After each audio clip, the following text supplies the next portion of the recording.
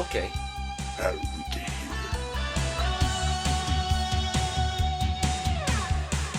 Good morning, Cedar Rapids. Hey, salutations. Okay. Brothers, let us all unite! you. Would rather have us keep the internet than have peace in the world. Like, no, I gotta have my internet.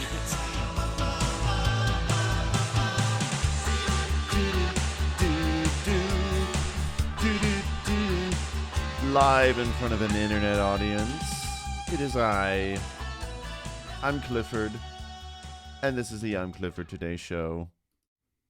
Welcome, everyone. We've been expecting you. I don't know, I'm being creepy for no reason. So, sorry for, we might be having some video encoding problems, but Connoisseur of Many Coats in the chat says, "Good evening, Sir Clifford, and happy subscriber count." Thank you. This is what today is. It's just, just having fun. I know 400 subscribers is not really a big number in the grand scheme of things, I know, but this is basically just an excuse for me to just do what I want to do.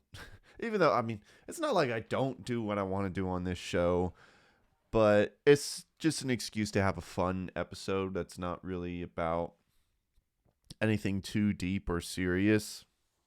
I'll get into what we're going to do today. It's going to be interesting. We don't really have like a main topic about like any Christian music news or anything. That's not what this weekend is going to be about. Well, we'll see. And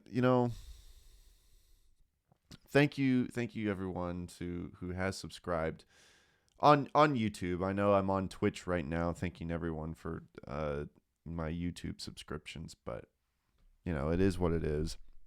But yeah, thank you everyone watching right now who has subscribed to me and has been supporting me.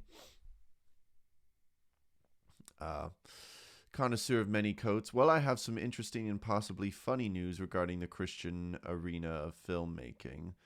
Okay, yeah, well, I guess right off the bat, what one of the things that I'm going to attempt to do with this episode is have an open Q&A. I mean, I guess it's not like that. Every episode isn't like an open Q&A. Anyone can ask me questions in the chat at any time. But yeah, if you have questions, leave them in the chat. Possibly leave the like a Q in front of it, and trying to think if I'm trying to think of what I want to do. Kind of just flying by the seat of my pants. But yeah, anything that you want to share, Connoisseur, or anyone else who is in the chat, feel free to leave it. Oh yeah, intro music by John Bartman, johnbartman.com. Today we are joined by Bootleg by Larry Norman. It's an interesting record that includes a lot of like not unreleased stuff, but like some unofficial released stuff. Even though his record label did release it. It's really interesting. Be sure to check out Sherwood Forest, my music on Spotify, Bandcamp, all the little platforms. You'll hear my music. Merch also, always selling shirts and such. Links in the description of the YouTube channel. I guess I don't have any links in the description on live chat, but Podwood Forecast, my other podcast that I do, we recently released a new episode where we revisited so a few years ago we did an episode where we gave our top 10 favorite films of all time. And this year we decided to revisit it because we both felt like maybe our lists had changed, and they did. And so we kind of just revisited it and did our longest episode to date on the Podwood Forecast. We're just always in a competition with ourselves to always be topping, making a longer episode, apparently. So go check out Podwood Forecast on all platforms where you listen to music. A little bit of housekeeping to do. Had some comments on regarding the last episode. So just a refresher, last episode our main topic was we talked about the Newsboys and the first time they've added a member since Michael Tate joined, which was, I don't know, maybe I think Michael Tate joined in like 2009, 2010. So it's been a while. And so, yeah, we talked about that. Adam A.G. has joined the band now. He's formerly from Stellar Cart. We had a comment from Mr. Jesus Freak Eric. He said, I just told my dad the information about Newsboys adding Adam A.G. I remember he was in Stellar Cart. I don't know. For me, I have mixed reasons about it. Probably because the new single sounded too cookie cutter. It was. It very much was. I've already forgotten it. Except for the fact that it's called He Lives. I really don't remember it. Mr. Jesus Freak Eric also says, I am hoping he will help the Newsboys bring rock or upbeat tunes they were known for in the past. I do not have my hopes up personally, and I actually even responded to Eric. Mostly because if you listen to Adam A.G.'s most recent outputs, even like Stellar Cart's last, few songs that they ever released, it's really not great. It really is like very much like contemporary Christian music kind of sounding. And so I do not feel like that he's going to add too much to the band, unfortunately. It's, already He Lives does not sound that much different from what Newsboys has been putting out the last few years. Mr. Jesus Freak Eric also said, I'll have to check more singles for my decision, but we are similar, you and I. We both grew up with the Newsboys and are fans of Peter Furler era, not Tate. Only time will tell what is the next step for this new era. Agreed. Yeah. It's a lonely world for us old Newsboys stands. Classic Newsboys stands. Okay, something that we also covered in the last episode was Easter music. I gave a list of, my favorite songs to listen to around Easter time.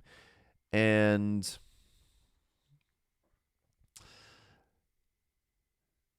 I'm going to have a hard time pronouncing your name. I remember this dude. He's a friend of the show, and he used to go by AJ John, and now he's Nelhuel Liztley. I have no idea if I'm pronouncing that right. I'm pretty sure this is AJ John, who has commented on the show before. But anyways, he says, Happy Easter and Passover. I would like to add Providence by Abandon. It's Easter adjacent about Peter's 3 denials and how he felt shame afterward. Not sure if it count, but I would add it in my Easter list. I did listen to Providence by Abandon. I had surprisingly never heard of it before. I'd never heard of the band before, and I actually really liked it. I liked that song. I've never heard... This is like the closest... Other than a few, like, One Jars of Clay album that seems pretty close to the Killers' sound, I've never heard a band a Christian band feels so close to the Killers. Their singer sounds like Brandon Flowers from the Killers. Did it get dropped? I don't know. We might be having some technical difficulties. I don't know. I think we're okay. Anyways, maybe I'll double check, make sure that we're good. He also said, I would also like to contribute 2 Hispanic Messianic songs of Passover, Caros de Faraón, Pharaoh's Chariots, and Así como Maria, Just Like Miriam. I probably didn't pronounce those right. First one's about how God drowned the army of Pharaoh at the sea, and the latter of how Miriam began praising the Lord. Yeah, I guess I guess I didn't really consider like actual Passover themed songs to be a part of it, but but that's cool. That's an interesting idea. I only listened to one of those songs, and I don't know Spanish, so I could only connect to it somewhat. It sounded like a Hispanic old school Hillsong United, which is as much as the problems I have with Hillsong. I always used to like the sound that Hillsong United had, like back in their Take It All days. Not that I would say that it's my kind of worship music now, but I have fond memories with it, so that's kind of what it reminded me of. So, and also Chaz Bazono says, "Hello, Clifford." Hello, Chaz. I just want to double check and make sure. Just a reminder, everyone, be sure to leave a question if you have one. Feel free. Okay, we're still good. We're still good with the stream. I don't know, something showed up on OBS that looks kind of weird. So the video quality isn't great, but at least it's probably gonna warm up eventually. And we had a couple other things as well. Something we also covered in the last episode was the unfortunate ending of the unfortunate conclusion of Creation Festival. So I talked about that a bit. Chaz Bazono also, he commented on the highlight video. He said, "I attended this festival in the early 2000s. I actually met my third wife while attending. Such a shame that it's closing." So yeah, I'm sure there's a lot of people, Chaz, who are feeling who are kind of mourning this loss. I'm sure there's a lot of people who feel really connected to it. I mean, I know I keep making the comparison to audio feed, but I can only imagine, like, the same thing happening with audio feed. I mean, it happened with Cornerstone, and I know a lot of people felt that. Chaz also said, "I'm now with my fourth wife who says she has never heard of the festival before. Maybe one day it will come back." And I responded with, maybe the people behind it might try something else other than a festival. There are also other great festivals out there to check out. And that's the thing, is that it seems that Creation Festival is, the people behind it want to do something else. They kind of left that sort of hint in their announcement. Who knows? But, yeah. Okay, we got a couple chats here. Welcome, everyone who is watching. So, Connoisseur of Many Coats said, "I learned that the directors of God's Not Dead decided to go the supernatural route and are the ones behind that horror film Nefarious, which surprised me. I didn't think to see it, most likely won't, but it threw me off guard. I didn't know whether to chuckle or gasp. It's like the Pureflix Beckman films all over again. It might be too edgy for I'm Clifford Today to review, but maybe you are willing to enter to enlighten us humble viewers, LOL." Sorry, I was having trouble reading that for some reason. I have heard of this, and first of all, nothing's too edgy for me. I mean, I reviewed Days of Noah, which is a fairly edgy kind of Christian movie, although I loved it. I've heard of this. I think the first time I heard of this was that the directors were trying to compare it to the Screwtape Letters by C.S. Lewis, and like I watched the trailer, and the only the only thing I could see was that it just has to do with demons, and that's it. The trailer kind of looks a little cheesy, honestly. It's interesting because, like, I recently watched The Exorcist 3, which I actually really liked. It's kind of an underrated movie. If you guys are like fans of The Exorcist, maybe some of you are not, I understand, because, I have a Christian, mostly Christian audience, so I understand if people are not really interested in seeing The Exorcist. But if you are a fan of The Exorcist, Exorcist 3 is kind of an underrated movie, mostly because it originally had nothing to do with The Exorcist and was kind of shoehorned into being an Exorcist sequel. But anyways, that's kind of the vibes that I was getting. Like, what it seems to be about is like this prison mate who, or like this convict who's in prison who's also possessed by demons. And it seems like that there's this guy who's like interviewing him or whatever. Looks surprised. It kind of looks a little cheesy. I don't know. I've never really been a fan of the God's Not Dead movies personally. So, but I don't know. Maybe I will watch it for fun. Maybe it'll be funny. Maybe it'll be fun for me to make fun of. Agent Serenity says in the chat, still mourning Cornerstone.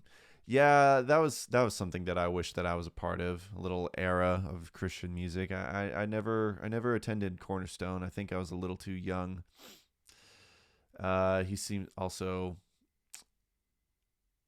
So the guy playing Agent Serenity in the chat says the guy playing the serial killer was Indy in that one show from the 90s. And some guy on the Amazon show The Boys. Oh my gosh, Christian films are stepping up their game. Indy? What show from the 90s? And they have a guy from the Boys. I guess I forgot. I don't remember. I do like The Boys. It's a fun show. Interesting. I'm intrigued. We'll see. Maybe I will watch it. Not sure. It could be entertaining in either way. Oh, the Young Indiana Jones show? Wait, that was a thing? In the 90s? I didn't know that. I guess I've never really been an Indiana Jones stan. Like, I've seen most of the movies. I didn't grow up with Indiana Jones, so I don't really have much of a connection to it. That's interesting. Yeah, so, I mean, sometimes, yeah, Christian movies will get, like, you know, a popular actor, whether they're Christian or not. I mean, I don't know. Maybe they are Christian. Who knows? But it's been known to happen.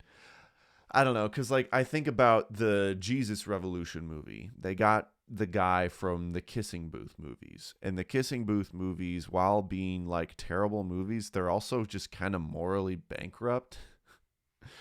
They're really terrible movies. So I have my suspicions that the actor that they got from that, I can't remember his name. I have my suspicions that he's maybe not like a shining example of a Christ follower at best. So anyways, that's really interesting. Nefarious. It's some people are talking about it, but we'll see. I just kind of got the impression that the filming quality wasn't it's not even really as we've already gotten to the point where, like, Jesus Revolution, it looked good. It looked decent. It's like it's a passable movie. And Nefarious kind of seems it kind of seemed like a step in the in backwards, you know. I'm still waiting for speaking of Screw Tape Letters, because like I said, for some reason the director was making that comparison. I'm still waiting on a Screw Tape Letters movie. That could be interesting, but only with the right budget, you know. Otherwise, it's not going to look good. Random recommendation.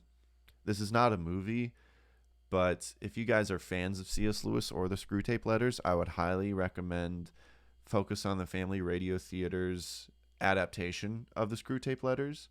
It's really awesome, really great audio drama, probably one of the best things they ever did. And it has the voice of Andy Serkis, you know, the voice of Gollum in Lord of the Rings, doing the voice of Screw Tape. So that's a random recommendation there. So anyways, so that's all I got for housekeeping. Like I said, anyone who has any questions at all in the chat, you know, feel free to leave it. Connoisseur of Many Coats in the chat says, if you really want a strange but weirdly scriptural abstract film, is 1964's Parable. Never heard of that. I am going to look that up on my Letterboxd. That's some. I mean, a lot of Christian films from like the 60s are pretty great. Oh, it came right up here on. It's only 24 minutes. In a typical traveling circus, all the workers have problems over their heads. A puppeteer named Magnus controls his troupe like marionettes until a good clown arrives on the scene to help relieve them of their burdens. Is that what it is? That sounds interesting. What is God or Jesus supposed to be the good clown?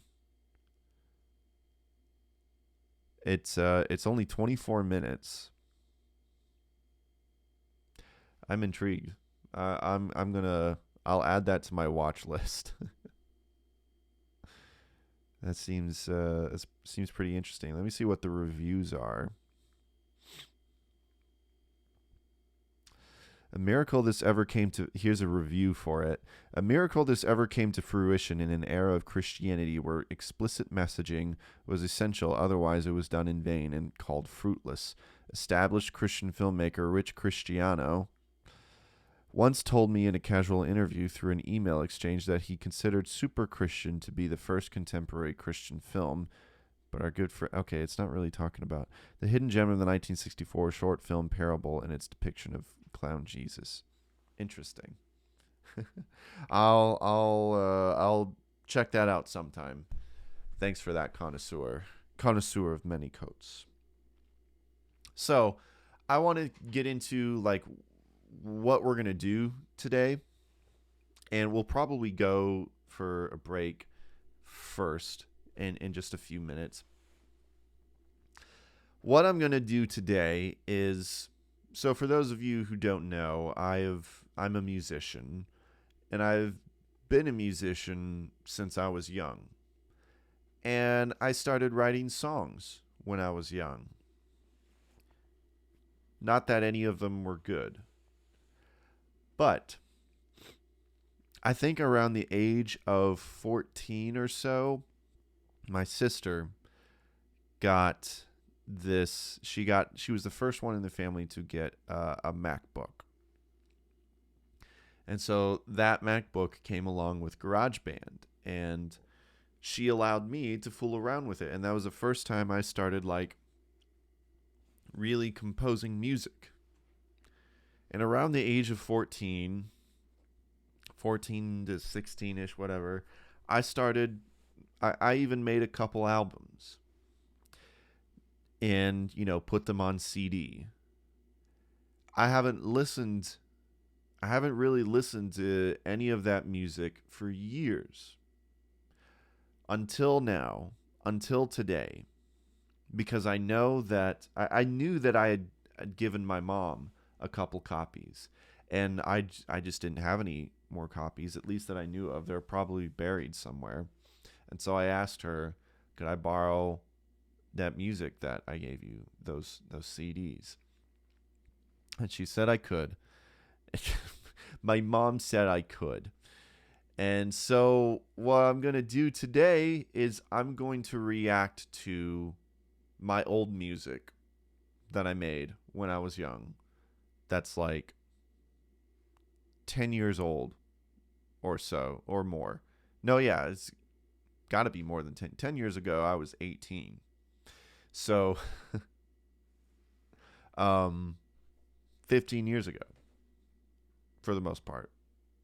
I'm going to play them, just going to kind of skim through them, and you guys are going to cringe with me to this terrible music that I wrote when I was 14, 16 years old.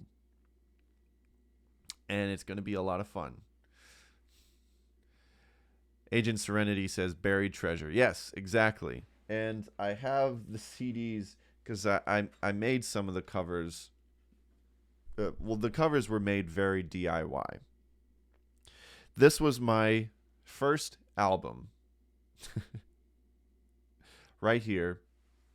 My oldest sister Naomi, she was learning graphic design, and so she designed my album cover. And you can't really see it, but maybe that, yeah. The album was called Beautiful Worthship. And by the way, that's my name right there, Isaiah. I used to go by my middle name, which is Isaiah. For some, well, I could go into that, but, at the time I was going by my middle name. Connoisseur of Many Coats says, that is a good cover. Well, I'll make sure that my sister knows that. It's basically just a black and white picture that I printed on the printing machine and cut. And I made a bunch of copies, actually. Something that I did was that I come from an Assemblies of God background. For those of you who don't know what that is, they're like a certain sect of Pentecostal Christianity. That's where I come from. My dad was a pastor in the Assemblies of God. I don't really attend the Assemblies of God church now, but something about the Assemblies of God is that they had this. Oh, connoisseur of many coats. Were you Assemblies of God? He says, well, hello then, brother. They had this thing called Speed the Light, which is... Oh, that's awesome, man. Like I said, I don't really attend Assemblies of God church now. I'm not sure if like everything that I believe really lines up with their doctrine right now. But yeah, that's a big part of my upbringing. And they had this thing called Speed the Light, which is a youth... I don't even know what to call it. It was like a fundraising thing for the youth to raise money for missions, which typically went to like... so that they could buy vehicles to go to, very wild, uncertain lands, stuff like that. We basically just helped fund missionaries to their for their missions trips. And something that I did was that I made copies of my album and I sold them to raise money for Speed the Light. I can't remember if I made a whole lot, probably didn't. I think I charged like $10 for CD, which I don't think it's really worth that much. It was probably worth $5. But it's a 13-track album, and that was one of them. And I made another album that I didn't really sell as widely as Beautiful Worship. This was more of a personal thing that I also just made as a gift for my mom for Christmas, which is it's kind of cheap, but it's not like it didn't take any effort. But I made a Christmas album, and this is a worse album cover because all it really is it's not really that clear, but all it really is just a terrible picture of the nativity set that we have, and my handwriting on the bottom of the album title of my name, which, by the way, the album title is Christmas When History Started to Turn. So I put a lot less effort into the album cover for that, but not any less effort into the music. It's kind of like the same quality, although a lot of it is mostly just Christmas covers. But we'll still listen to it. I'm sorry we're going to get into in the Christmas spirit, as assuming we have time, but I'm planning to take some time with this episode. Connoisseur of Many Coats says, charming, rookie, atheistic, wait, rookie, oh, you mean aesthetic? Rookie, atheistic, no, I assume you mean aesthetic. It's all good, man. Autocorrect, yeah. Okay, so that's what we're going to get into, but first, a word from our sponsors. We're going to take a little break, and then we'll be right back. So, sorry I'm leaving you guys on that cliffhanger, but we will be right back. So, don't go away. We're going to listen to some great music. It's going to be a lot of fun. So, I mean, I'm still reviewing Christian music. It's just my music, and it's not good. All right. Don't go away. We'll be right back. After these messages, we'll be right back.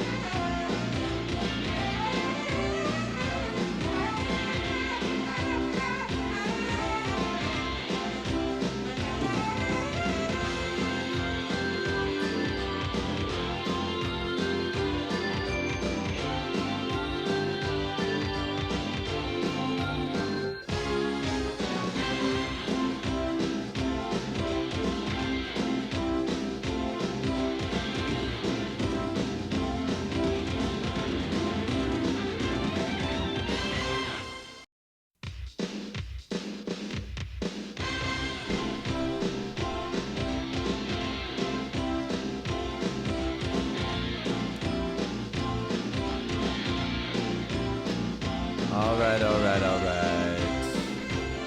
I don't know why I always have to say that every time that we come back from a break, but it's canon, which is funny because like before I started this, I saw an ad with Matthew McConaughey, so yeah.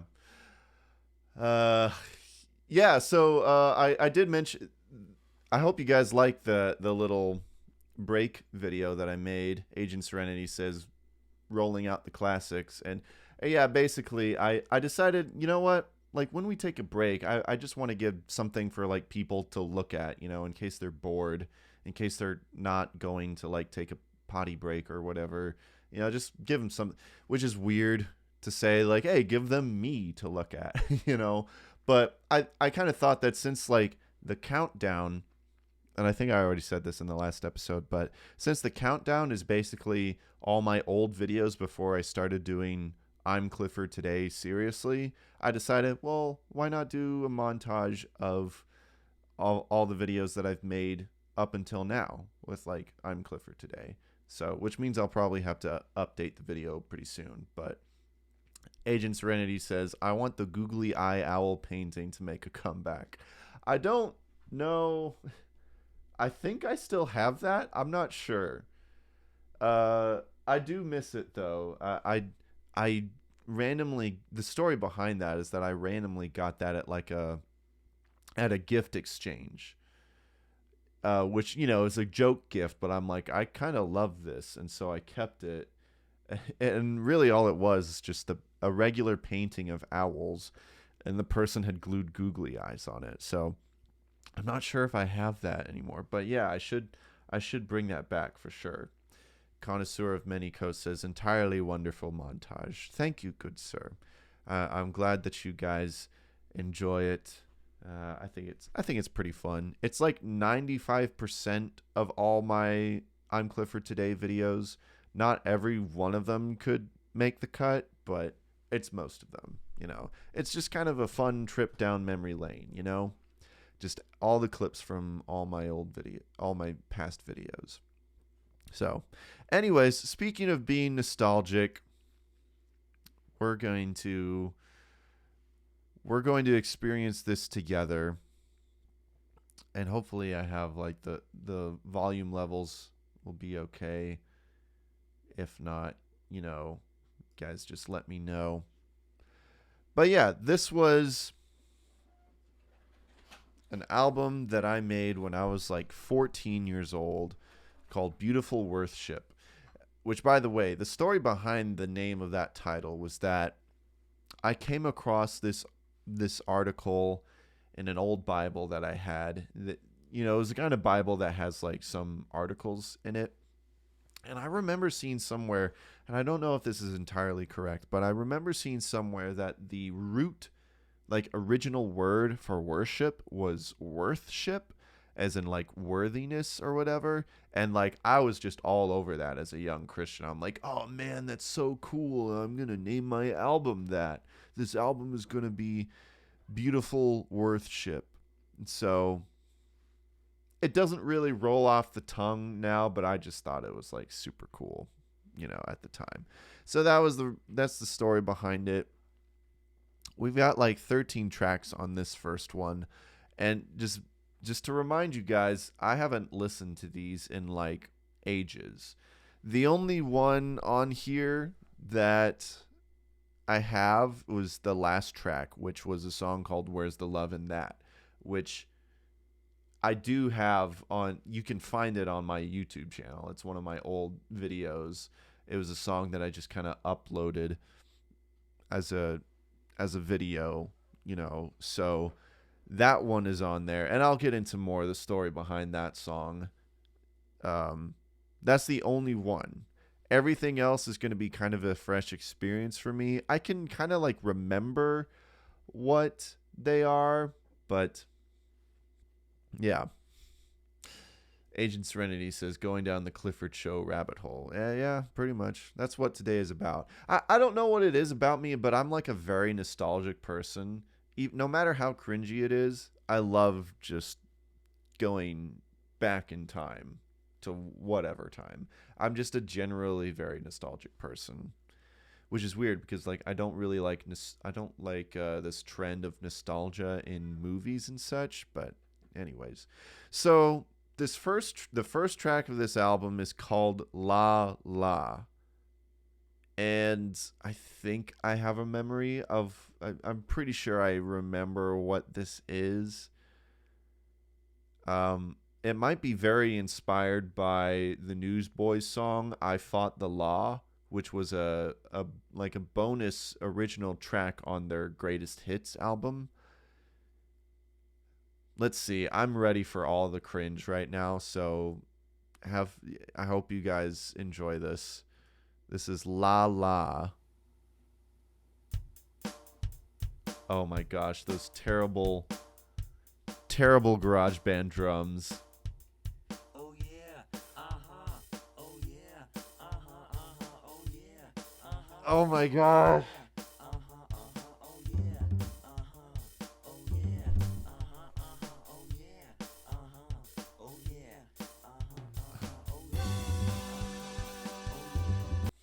Oh my gosh, that's worse than I expected. Oh my goodness. So, Kool-Aid Man, yeah. Oh man, oh that was worse than I expected. Oh man, I can't take this. I don't know if I can do this. I felt confident, but now I'm not so confident. So one of the terrible things about this is that like back then I didn't know how to like properly um like like edit the drums back then. So all I had was the laptop and the keyboard. I just used the keyboard that was on it. And so I had to basically like tap the drum parts in real time. And it was very difficult to do that. And so that's why the drums sound so, that's why a lot of the music sounds a little bad, because like it's never like on time. I didn't have a MIDI controller, and so I had to use the computer keyboard.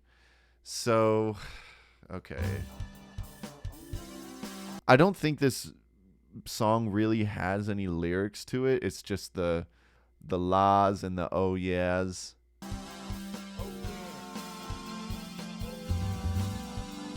It has that weird like bass. Ba-doop, ba-doop. Ba-doop, ba-doop, ba-doop.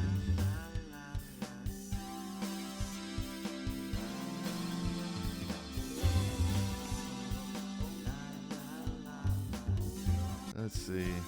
I'm skipping ahead. Oh, we got a synth lead breakdown.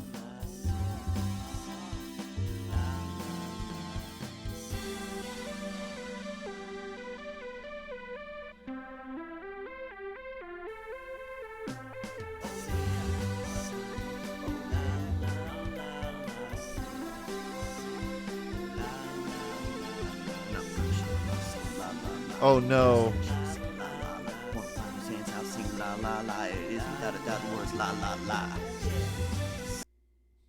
I tried to rap. I can't believe it. Oh man, this is terrible.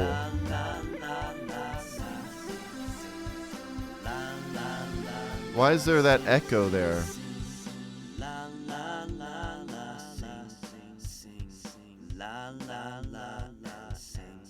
And sing. Oh my gosh, that was terrible. Agent Serenity says, I want this playing in Hobby Lobby. No! That would ruin it. See, I've talked with friends about this recently, because I have some friends that work at Hobby Lobby now. And like Hobby Lobby is just great. I would go to Hobby Lobby just to walk around and just to have like just to experience the whole vibe. Like Hobby Lobby is a vibe, that's for sure. And having this song play would just ruin it, because like they have such great like calming music that's like, it's basically the joy of painting music. Which is great. It's good stuff. I would not recommend playing this in Hobby Lobby. Okay, so that was terrible. Also, how are the audio levels? It's not too loud for you guys, is it? Indeed, Walmart is a better choice. I agree, Connoisseur of Many Coats. I mean, there's not much that you can do, not much else that you can do that can just make the Walmart experience just terrible. This next song is called We Need You Right Now, and I think it has a little bit more lyrics to it. I think a lot of these are like mainly instrumental, sort of. Because this is going to be weird, but I was very heavily inspired by Mannheim Steamroller. I just kind of grew up with that, and I just love that instrumental. I grew up loving that kind of stuff.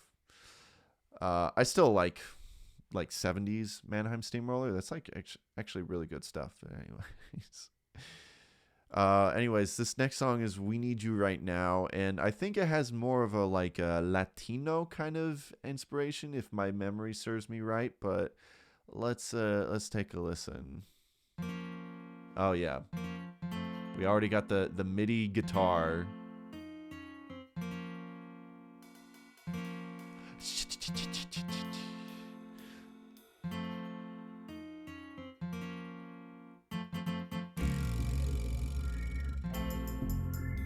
Ooh.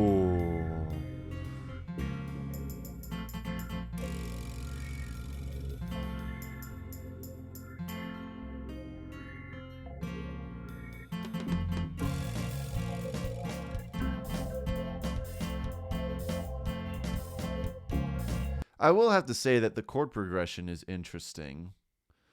It's unique for a 14-year-old to have figured out, because it's not a very conventional chord progression. Very, like Latino kind of inspired. The drums are still really bad.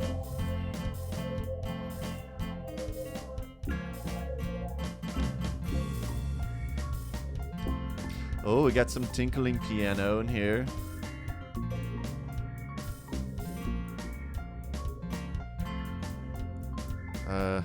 Skip ahead.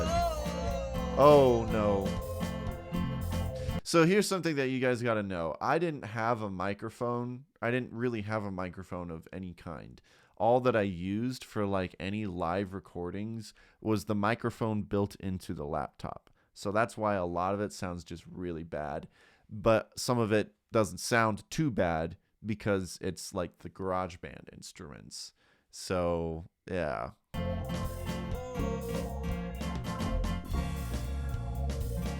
The fact that like I sold this to people and some people brought this home to listen to, I just feel so bad.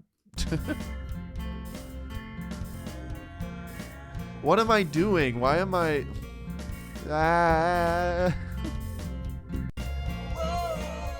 Oh, okay, we got some trumpet.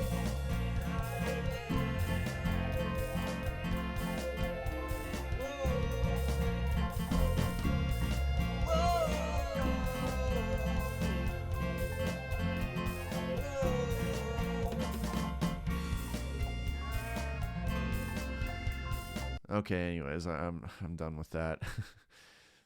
Connoisseur says, channeling your inner Latino. I don't have any Latino in me. I'm a pure, like, German, Irish, Scottish boy. There's no trace of Latino in me. Although that would be kind of cool. Anyways, done with We Need You Right Now. I don't know why it was called that, but I guess I was trying to go for, like, a more Christian message behind it. The next one is called Band Meeting, and from what I remember, this isn't an actual song. This is like me doing some acting in here, which makes me very scared. This is going to be really cringy, I'm sure. From what I remember, I messed around with like different voice effects to make it sound like different characters. So, okay, here we go.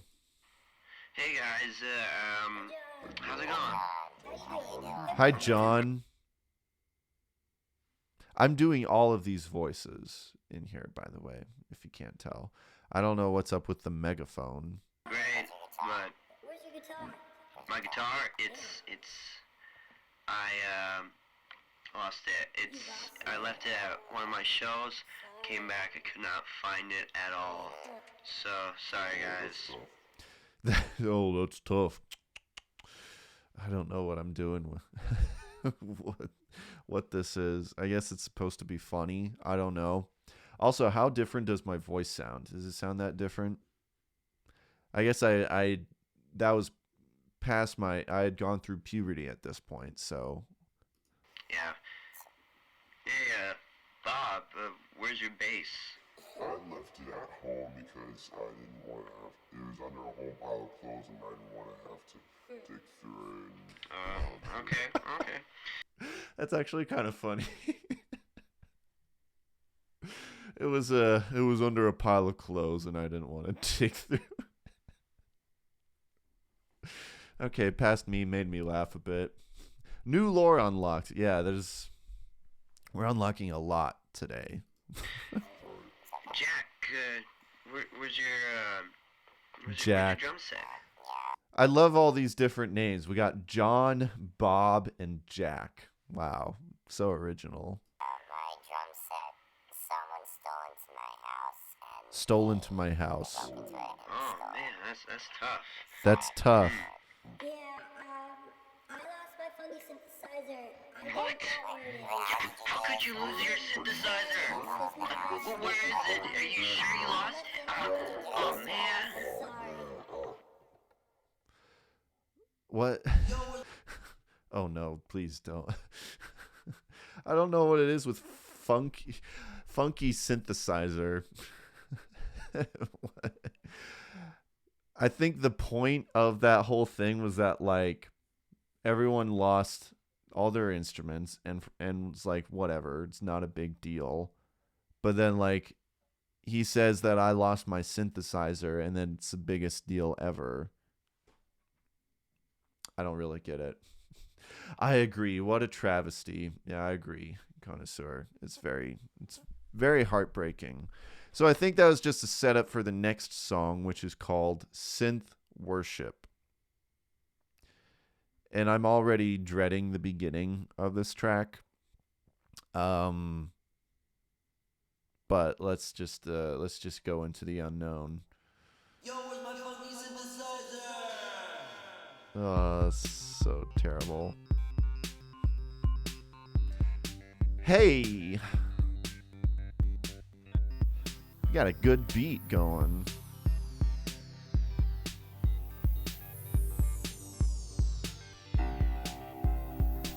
Oh, got some spacey piano. Oh, I know what that is. That was that's an old keyboard that we used to have. That was also recorded through the microphone of the laptop, but I was like, oh, that has some good sounds on here, so I'll use it.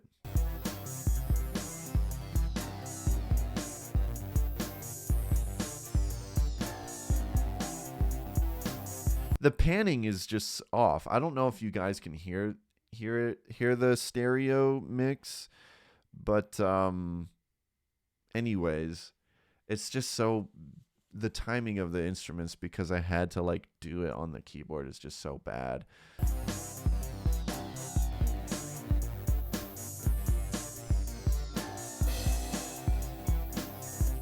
Okay, this is kind of boring. That's all it really is for the whole song.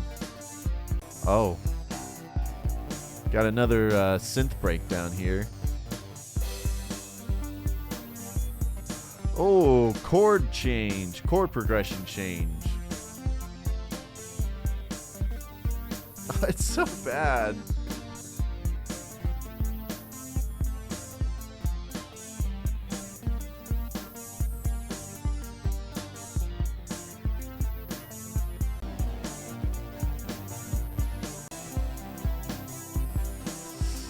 Okay, that's enough of that. Good music for a video game. I'm thinking side scroller. Thanks, Agent Serenity. I don't think it's that good, but thanks anyways. This next one is called A Celtic Wonder. And one thing you guys need to know about me is like ever since I was younger, I've always loved Celtic Irish music. I don't know what it is about me, but like the traditional kind of folk music. And so from what I can tell from the title, that's really what it is. It's just me attempting to make an Irish folk song, but I can't remember what it's like, so we'll take a gander here. Oh, this is me using a little drum that I've had. So this is basically Stronghold music.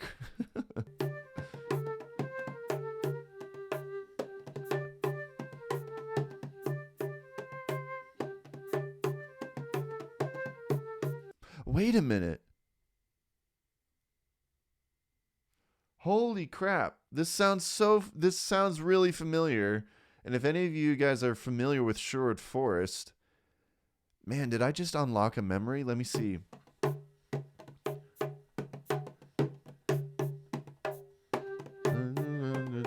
by the watcher's eye.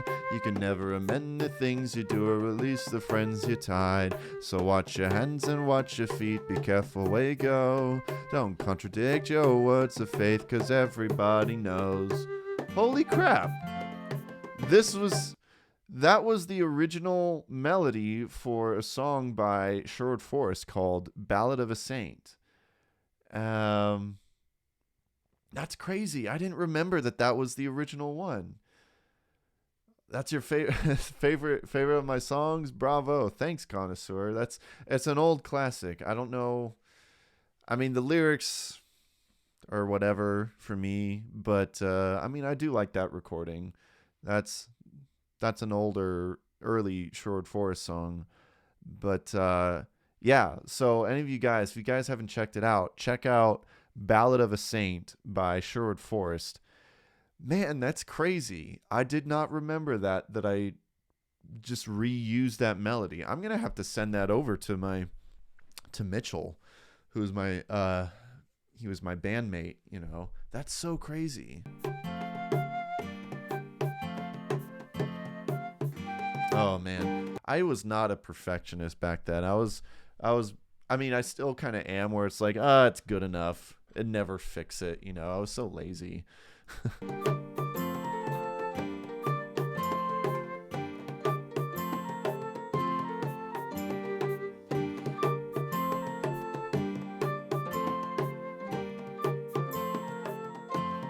This is my favorite so far, not just because it's Ballad of a Saint, but it's also just, it's not a bad recording, you know, except for the little mistakes that I didn't fix. This part is not in the song. This part is different.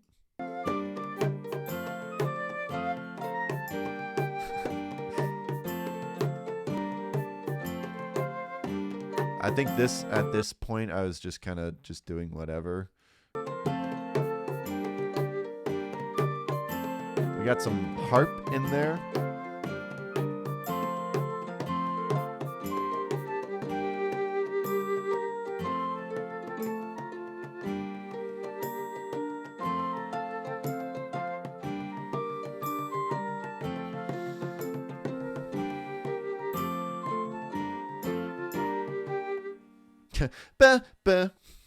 Well, that was a short one, but man, that's just crazy. I'm still not over that. I was not expecting to find some Sherwood Forest lore in this album, but anyways, that wasn't incredibly terrible.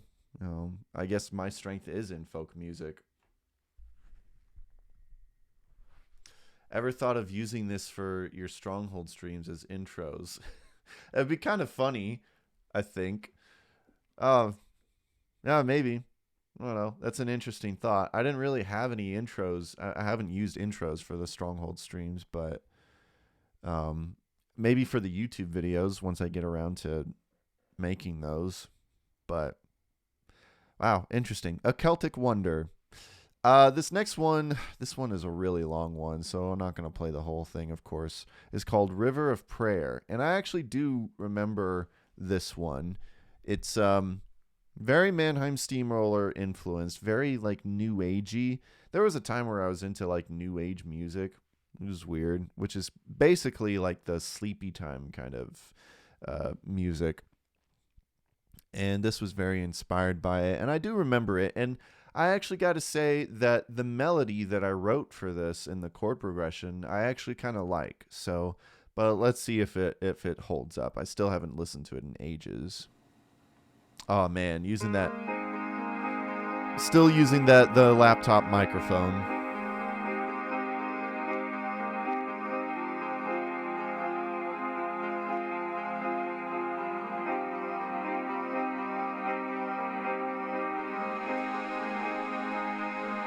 It's like worship music.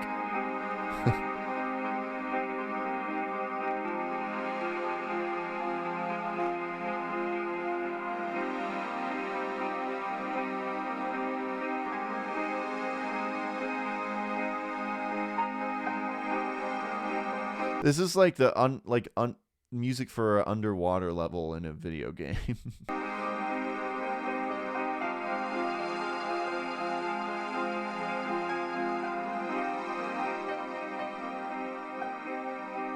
I'm ascending.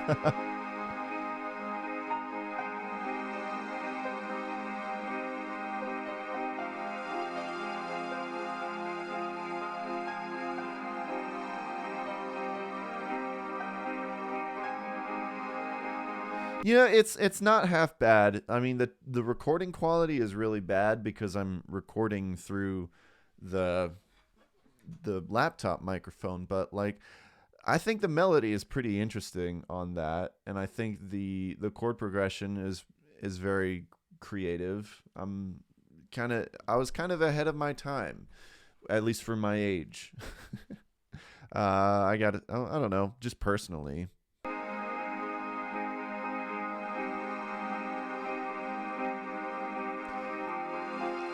I will say it does get kind of boring though, so I'm gonna skip through it. Oh.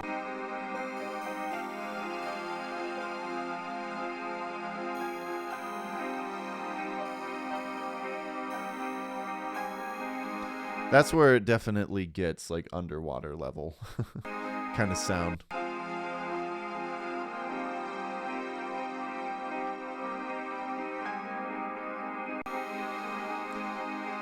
Yeah, that's the thing, is that this song is just way too long. But it does, I remember it does get interesting.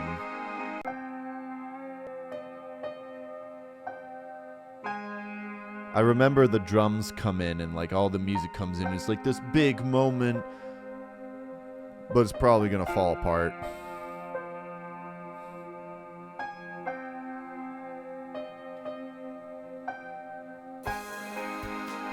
Whoa. The drums are still bad.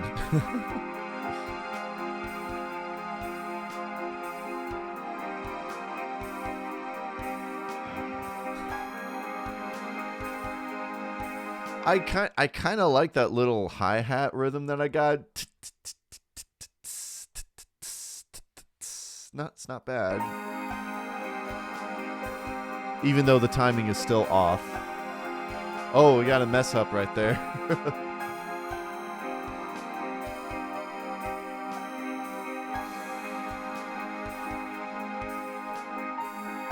Gotta love those garage band drums. Anyways.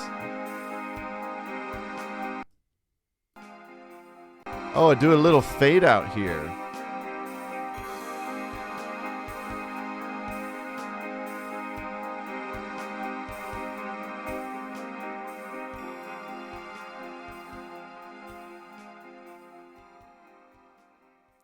Wow, so cool.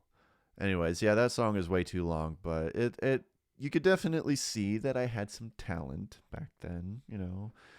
I was a maturing songwriter. Which this next song I recognize immediately because it's actually a cover. And it's a weird cover.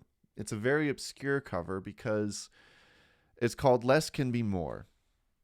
And it is a cover from a song from the cartoon Rankin and Bass Return of the King movie. Maybe some of you guys have seen like the Hobbit cartoon, but there was a Return of the King one as well. And so I'm maybe unlocking a lot of nostalgia and memories for you guys. But I always loved the music from those movies, and for some reason I just really liked this song, and I decided to do my own cover of it.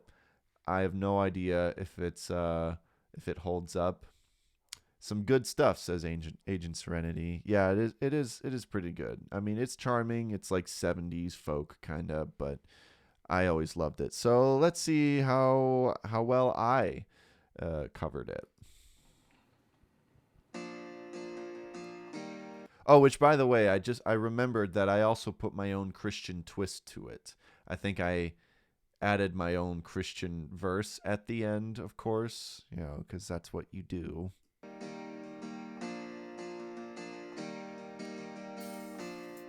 And yeah, I didn't know how to play guitar, and so I just did guitar sounds on the keyboard.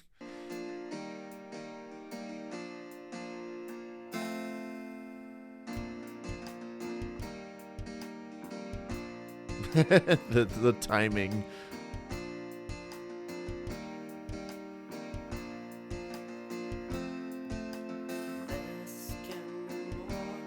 Whoa.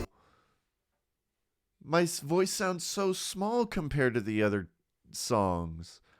I sound so small.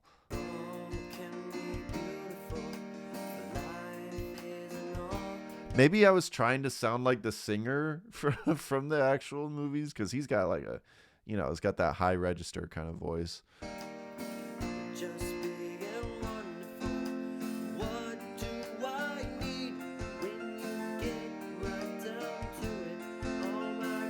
That's kind of cool.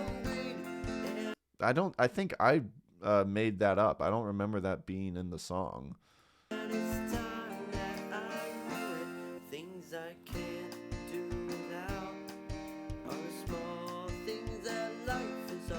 Life. Oh man.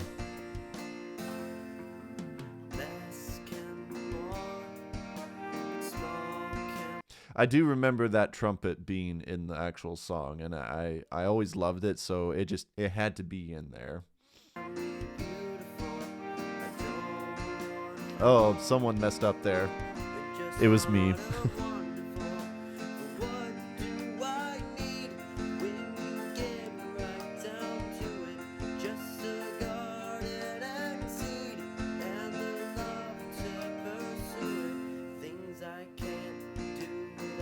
I'm actually kind of like vibing along with this. It's not terrible. It's pretty bad, but it's not the worst. And I just like the song, so maybe that's why I am. It is a vibe, yeah. Oh, here's the Christian version. My soul has been lifted. My heart has arisen. But it's you I can't do without. Oh, wow. It's you that life is all about. Yep, I just had to put my own twist on it.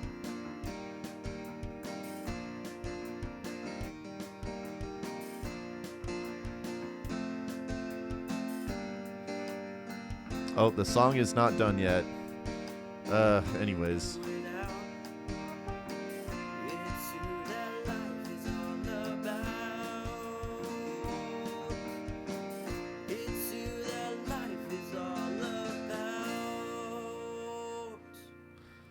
Oh boy, it's interesting.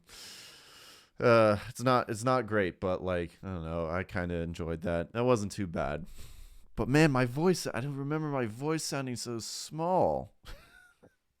I mean, you know, I guess I was 14, so. Anyways, this is going a while. I hope you guys are okay with this. I hope this is entertaining in some way. I'll try not to dwell too long on all of these. This next one I do remember is Childhood Fantasies, and I remember I was very. I hope it to be 2 hours. Okay, yeah, we'll go for 2 hours.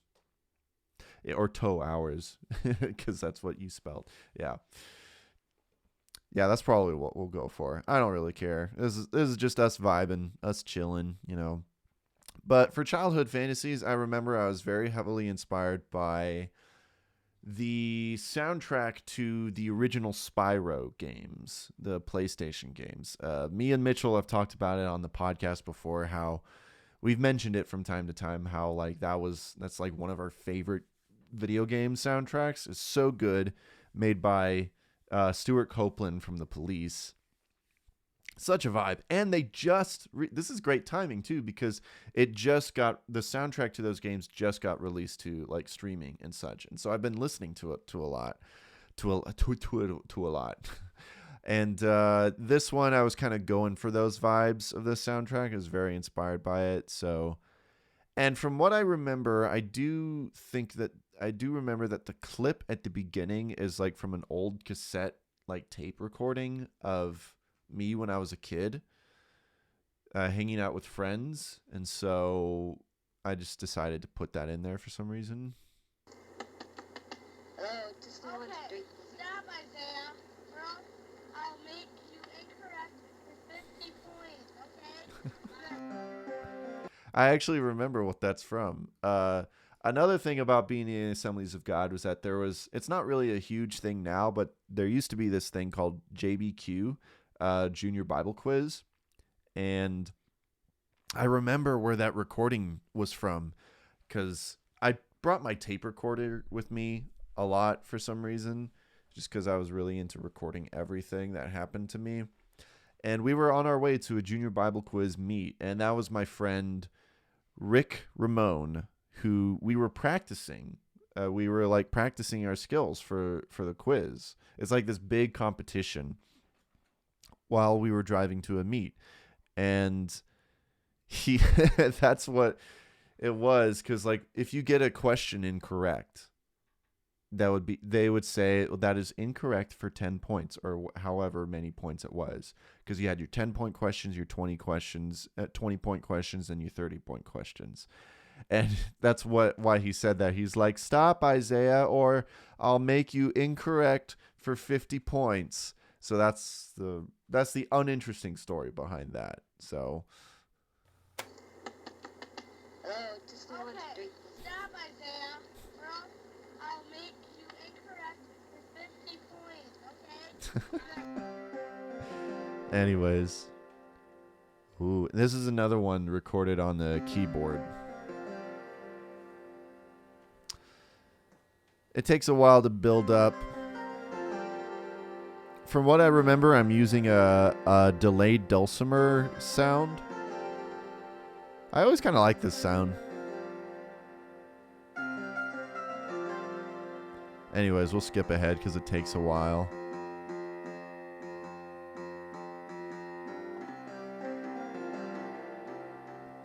It's kind of sloppy. Also, I know the drums come in at some point. Oh, there we go.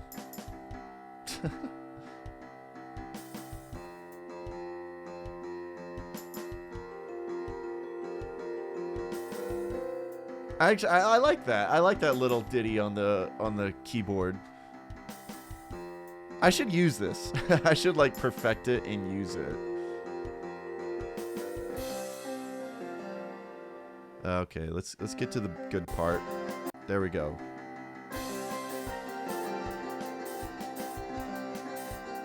Oh, the drums are so bad. I do like what I'm going for there, but it's still so sloppy.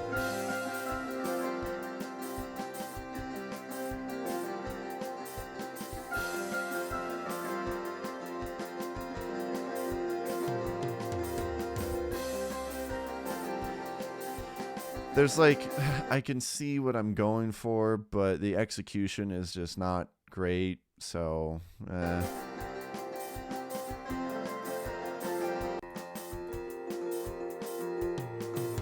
I'm just skipping ahead.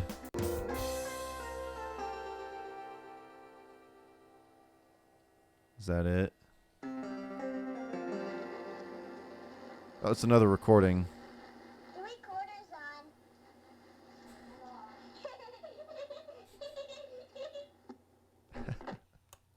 on. That's my brother. That was my brother, who just started recording for some reason. That's cute. He was probably like 4 years old. The recorder's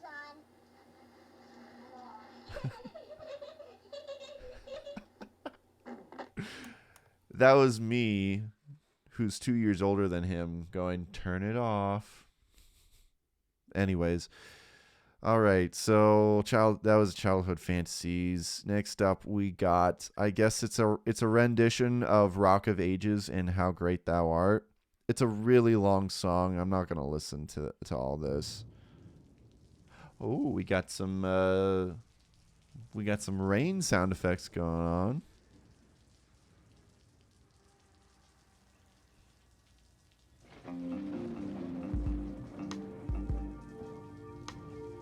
That was an interesting start.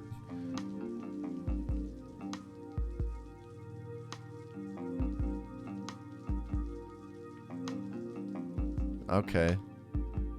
I'm remembering this as I'm going along.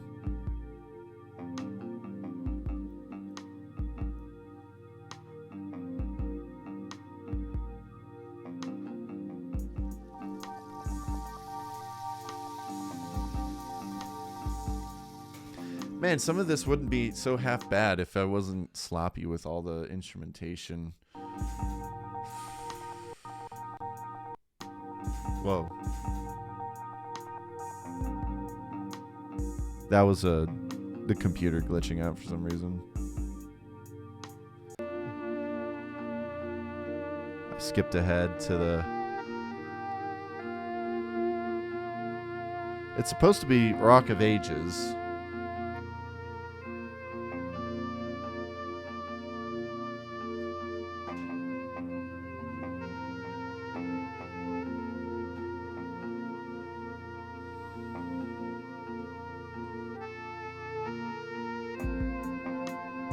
Okay, we're bringing the beat back.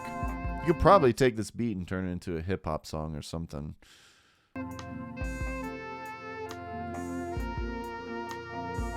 Anyways.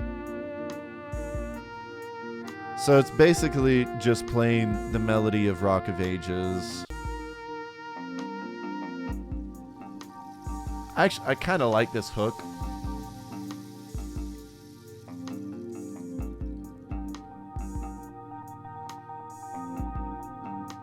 Had some good ideas.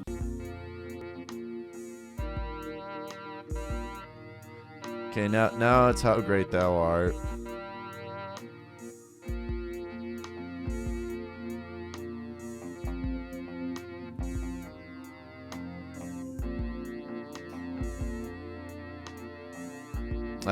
Oh man, it's so bad with the timing.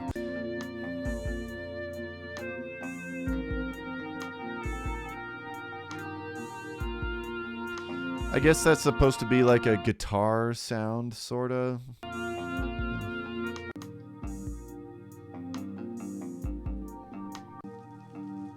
Okay, we bring the rain back at the end.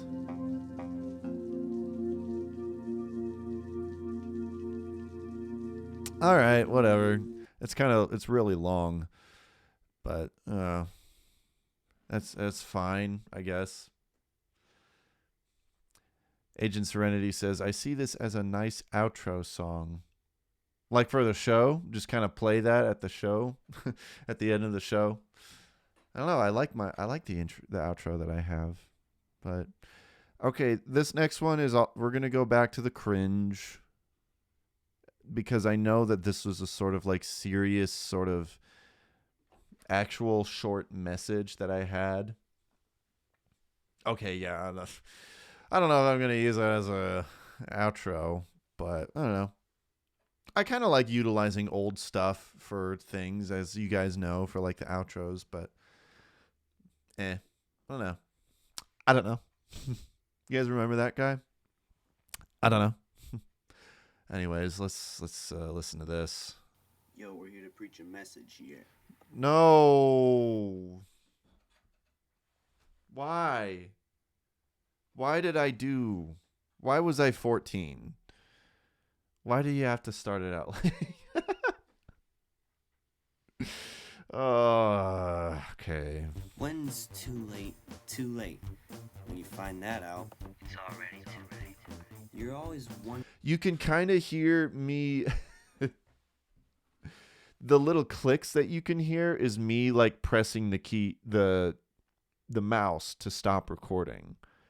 But like I didn't think of editing that out or anything, but Wondering what will happen to you if you continue with this sinful life. Wondering what will be the consequences. You have this weight on your back and you just can't get it off. so I guess this is supposed to be like a spoken word kind of thing. Before I really understood what spoken word was. So Why? Because from your perspective, nothing can get it off. But I know someone who can get it off. It was during a National Youth Convention in Charlotte, North Carolina, and I was in the middle of worship. this is a true story, and I'm not sure if I like hold that much weight to it anymore because it was a very emotional kind of thing. Gosh, this is embarrassing. I was not expecting this. This was a thing that happened to me when I was in a worship service, and I remember feeling like I was really like hearing God say to my heart, I love you too. And maybe he did, and but it was a big deal to me back then, and I don't know how I feel about it now, but it doesn't really make a difference to me either. I know that God loves me. Yeah, I don't know. I don't know how I feel about that now, but anyways, this is me telling that story. Fantastic worship band was playing, and I was praising God, saying, "I love you, God. I love you, God." And my Heavenly Father said, not really physically, but I knew He said it in my heart. He said, "I love you too." And I just wept where I was. Yeah. Oh boy. Yeah. Crying because I was wondering, how could He love me after all the things I've done to Him that deserve punishment? I don't know if you guys are like hearing the panning and such, but like I'm going crazy with all that for some reason. It's the same thing with you. No Oh, matter wow. what you've done, God is always willing to forgive you because God is full of love. God is love. God sent His Son Jesus to die on the cross so that your burden might be lifted. And when you're wondering what to do with your sin and guilt, God is always ready to forgive and forget it. Literally. And I can only pray Literally. that you will Oh, hey, find Watson. out Before it's too late. That was interesting. But hey, we have Puppy here. No, Watson, come here. Come here.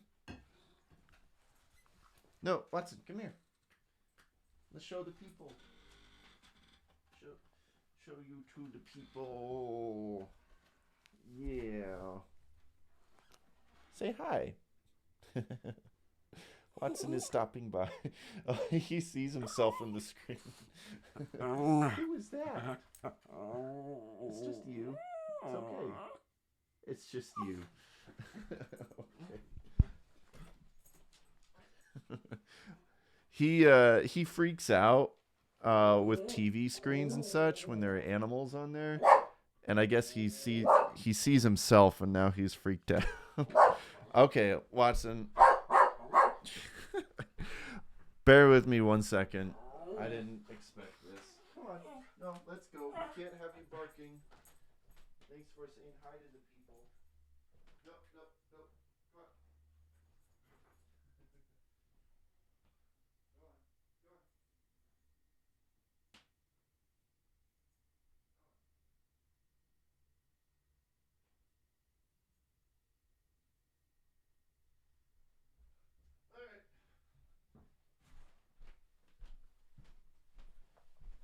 Okay, I'm back. Sorry, I didn't expect him to react that way. I thought he'd seen himself on the screen before. I guess not. Okay, anyways, that was before it's too late. And that's interesting. I mean, I guess it's the gospel message, so that's cool. Could have like dived deep a little more into it, but that was supposed to lead into the next song, which is actually a cover. It's a Keith Green cover.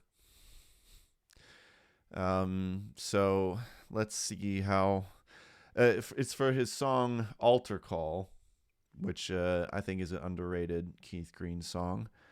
Although I did spell it wrong on the track listing. I spelt it Alter. Can't really. Where is it? Right there. Instead of Altar. So this is an altering call. Let's see how well this holds up.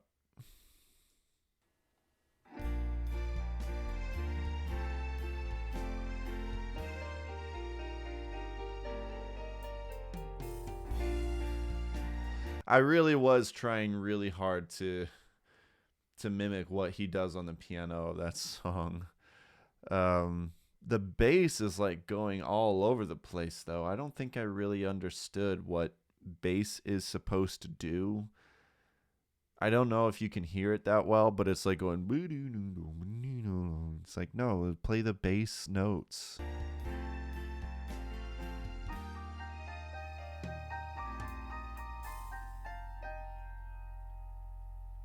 Most people don't find out till it's too late.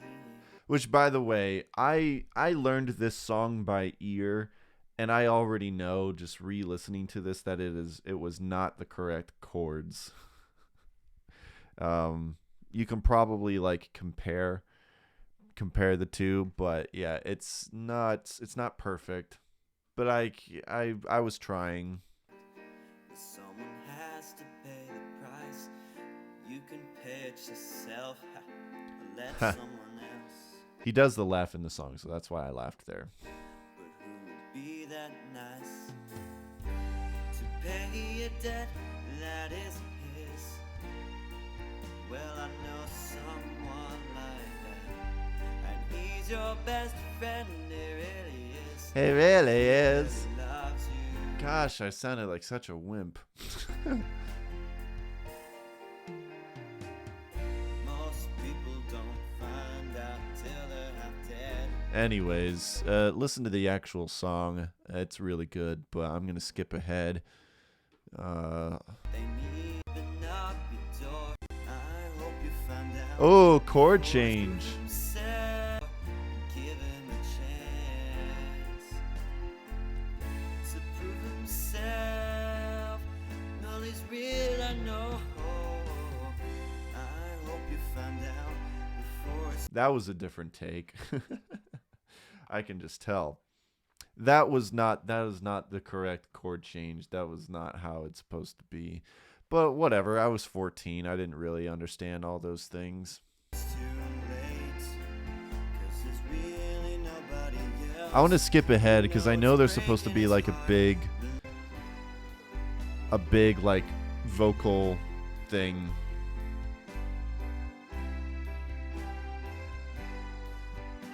Come on, where are the voices? Oh, there it is.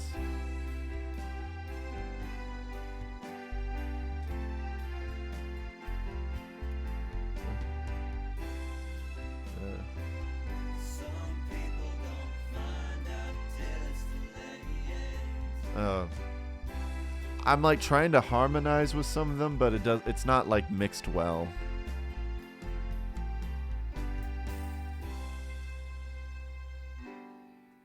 Oh. The original song, it just fades out. I pray that you'll find out before it's too late. Oh, I guess that was my own twist on it. All right, we're almost through this album. Maybe we'll get around to the Christmas album. I don't know. We'll see. Whatever. I guess whatever you guys want in the chats. We'll keep going if we want. Otherwise, I don't know. We'll see. This next one is literally only like 39 seconds long, and it was I don't know why it's even on this album, but it was my attempt to cover the intro of Stay Strong by the Newsboys, which I was very much into this song at the time. Connoisseur of Many Coats says, I believe it depends on how much cringe Sir Clifford can take. I don't know. Maybe I'll just like just quickly go through the Christmas album. We'll see. But anyways, here's Stay Strong. Oh, you know what? This was actually my first attempt at recording something on GarageBand. That's why you can hear the metronome, because it's coming out of the laptop speakers and being fed into the microphone. And I guess it was like, hey, this was like kind of fun for me to do, so let's just put it on as like a sort of bonus on this.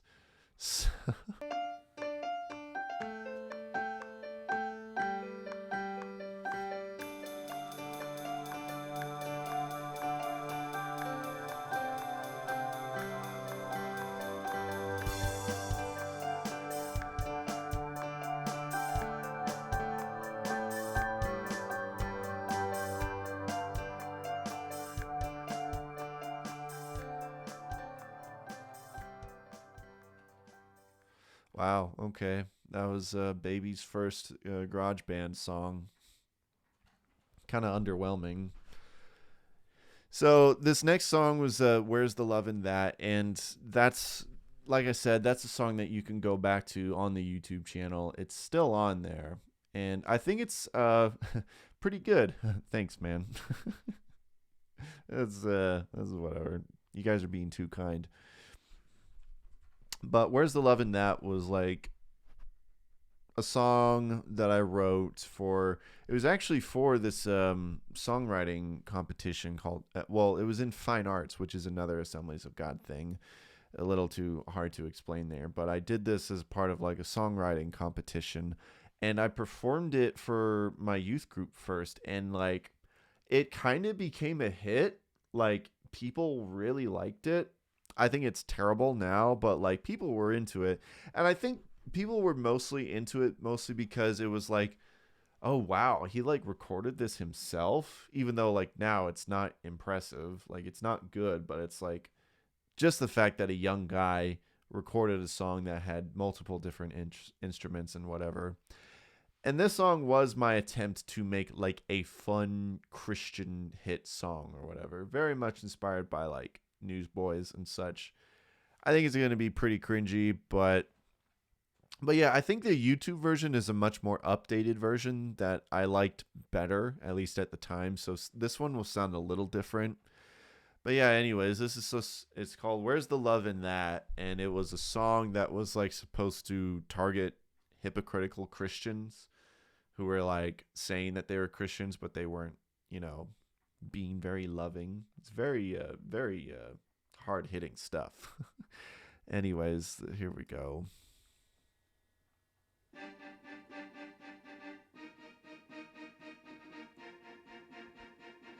I don't know why it had to have the string section intro.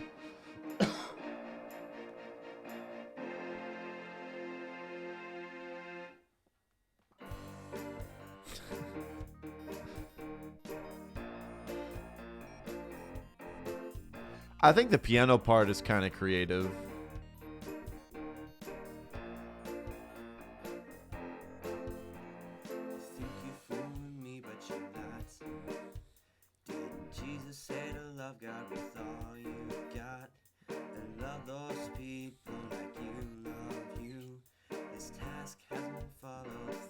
Great songwriting. I'm a regular Steve Taylor. Sure you're a hot shot, but this isn't cool. You're treating everyone like I like how I'm talking about people being in school. Like this is definitely a song written by a high schooler. you're treating them like dirt. Now here comes the hook.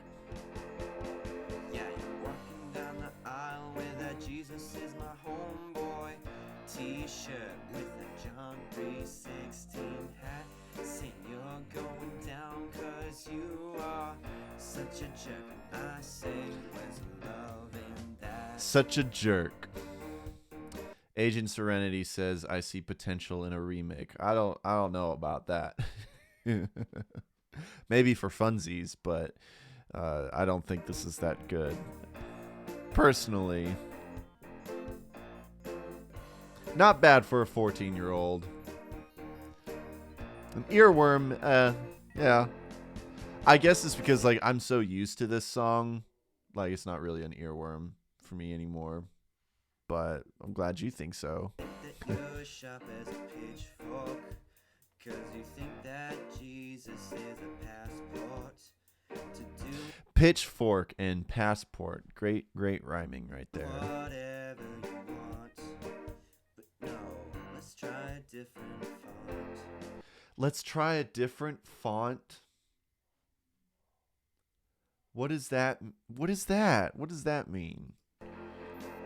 Walking down the aisle, giving people dirty looks. Don't know where you're getting that from, but you're reading the wrong books. You're not showing. I'm like, it's so annoying like how I'm like rushing a lot of these lyrics. Like I really should have worked on like polishing these up more.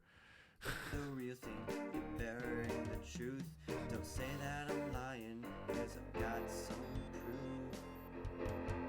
See you walking down the aisle with that Jesus is my homeboy T-shirt with that John 3:16 hat, saying you're going down 'cause you are such a jerk, and I say, where's the love in that? Where is the love in that? That's what I'm trying to find out. Anyways. Oh, this is the part of the song where it gets like really serious because it can't be fun all the way through. You have to have your moment where it's like, no, this is like for real though. You know? Oh man. So don't go showing off and acting like you're perfect. Wave your hands, everybody. Yeah. 'Cause we all have sin, and the only perfect one is Him. Not on the nose at all. Jesus didn't love us, so we didn't. I do remember when I performed this at my youth group, people were way into it. People were clapping and everything. And like, I mean, I don't think it's that good. I'm just saying that like everyone was pretty hyped up. God is love, and we're the only God they see. We need to reach out to them with love and tell them why Jesus really came to earth and died on that tree. The music is still very sloppy. 'Cause you're walking down the aisle with that Jesus is my home. Oh, we got some background vocals here. With that John 3:16 hat, saying you're going down 'cause you are such a jerk. And I say, where's the love in that? The Chicken Nugget song? Cut your apathy. Oh. There's reaching for those notes. We're the only God They see. You like those harmonies? walking down the aisle, walking down the aisle. 16 hat saying you're going down 'cause you are such a jerk. And I say, where's the love in that?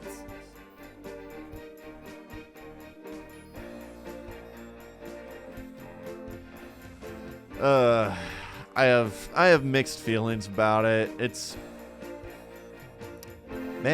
pretty long too. It's almost 5 minutes. I never realized. I do like that ending there. Connoisseur of Many Coats says, if the Chicken Nugget song is considered a masterpiece, so too is this. I don't even know if I know what the Chicken Nugget song is. I, for some reason, immediately thought of the Tobuscus song, Nugget in a Biscuit. Nugget, biscuit, nugget in a biscuit. I'm dating myself by mentioning that. What is the Chicken Nugget song? I must be out of touch. I'm going to look it up.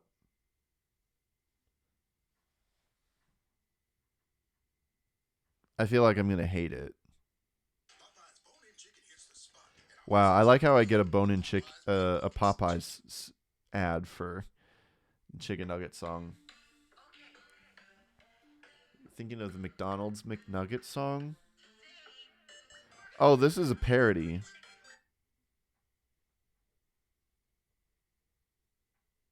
That's not it, is it? Is this it?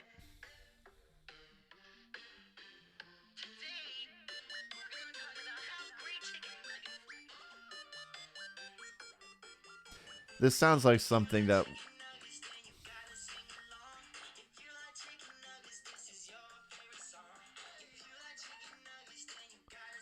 Okay. Two guys standing outside of a McDonald's. Oh, man. You'll have to send that to me because I can't seem to find it. Two guys standing outside of a McDonald's.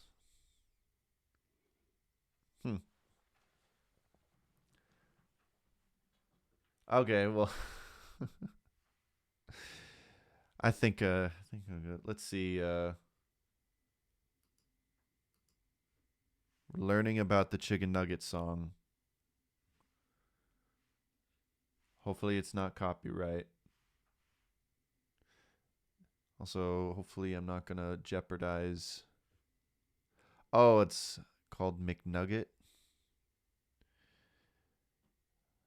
Taking a little moment here, folks. Gonna learn about the chicken nugget song. Come on, open up. Hopefully this doesn't mess with the stream, because my computer can only handle like certain things at once. I'm into nuggets, y'all. I'm into nuggets, y'all. I'm into nuggets, y'all. I'm into nuggets, y'all. McNuggets, McNuggets, hot. McNuggets, McNuggets, hot. McNuggets, McNuggets, hot. McNuggets, McNuggets, hot. Kind of has the same beat as Where's the Love in That? Oh wow, 17 years old.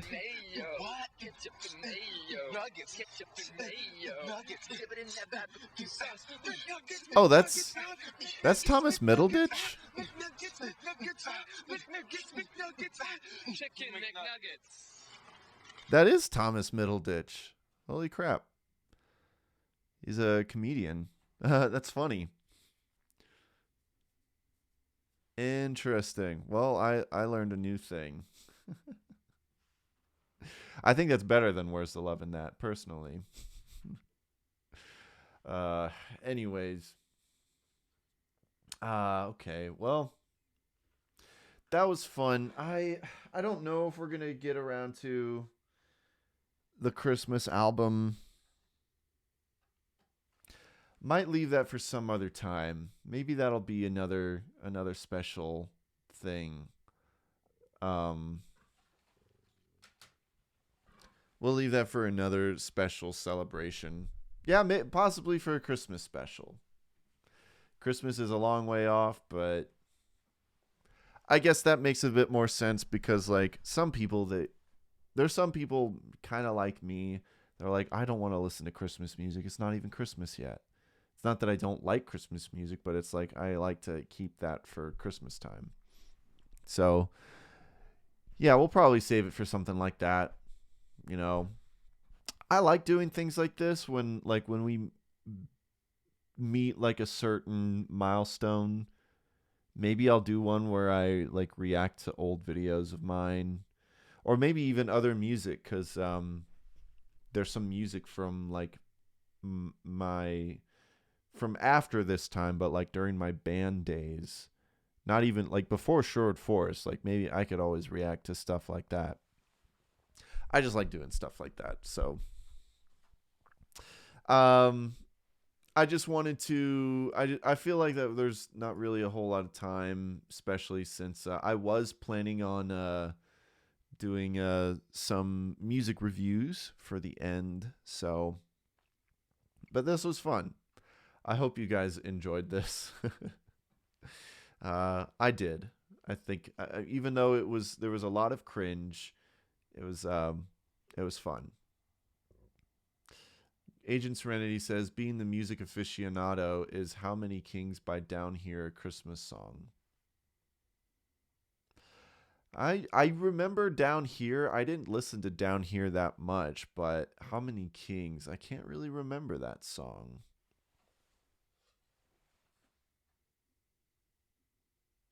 I know like a couple songs from Down Here. I remember Hope is Rising. I actually liked, I remember like that song. Hope is rising.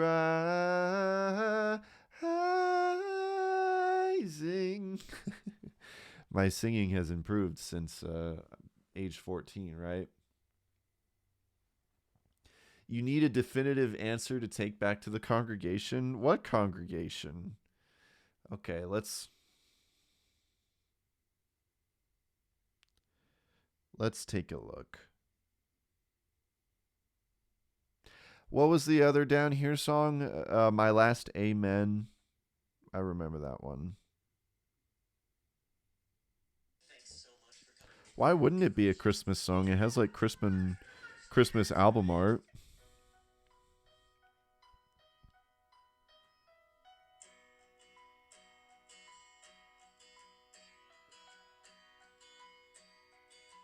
We'll listen to a little bit of it. I don't know.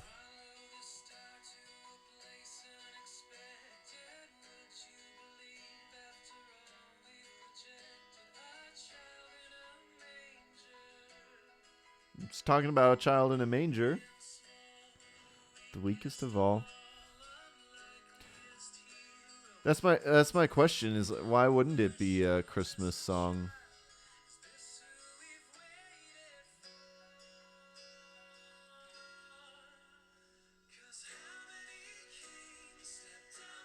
Oh, I remember this. Yeah.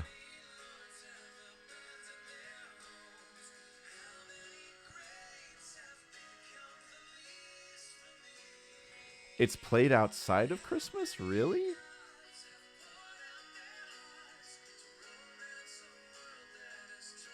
Okay, well, to be fair, we don't really have to celebrate, Christ coming to earth just on Christmas, so I understand that. It's kind of like it must be stopped. Well, I don't know. Maybe you got to stop listening to Christian radio if that's what it's being played on. It's kind of like it's a very underrated Newsboys song, actually, Adoration, which is weird because it's the title track of one of their most popular albums that He Reigns came from. Adoration, when you look at the lyrics, it's technically a Christmas song. It's about Jesus coming to earth, but it was never marketed as a Christmas song, but it also didn't really take off that much. It didn't really become a hit or anything. But that's a song that I do listen to around Christmas time because, I like having good music to listen to around Christmas time, but I've definitely listened to it outside of Christmas, so. But I don't know. It's a Christmas song. How Many Kings by Down Here. It's definitely a Christmas song. I don't know. I don't think I would listen to it outside of Christmas, but it's not like a Santa Claus song that you shouldn't be listening to that outside of Christmas. But I can see the argument where it's it's about Jesus, so you can listen to it. But I don't know. I don't have a strong opinion about it. I barely remembered the song, but once the chorus came in, I was like, "Oh yeah, that sounds good." Christmas on Brockwood is a good alternative. Do you mean are you talking about the Sherwood Forest one? Christmas on wasn't it Brookwood? Man, I'm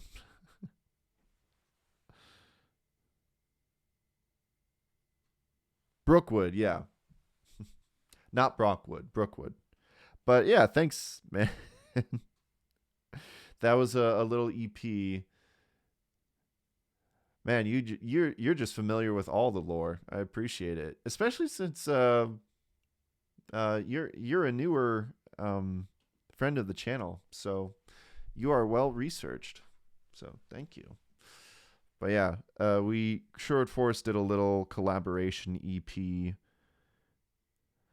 Well, the story behind that is that it was originally supposed to be a collab EP with our friend Nick Gundy and the Midwest, which was our friend Ethan Bleasy.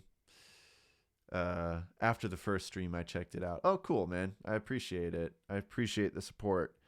And yeah, that's what it was supposed to be, but the Midwest, for some reason, he decided to put his song up first on Spotify and before the EP came out, and because of that, we couldn't include it in the streaming version, so it was weird.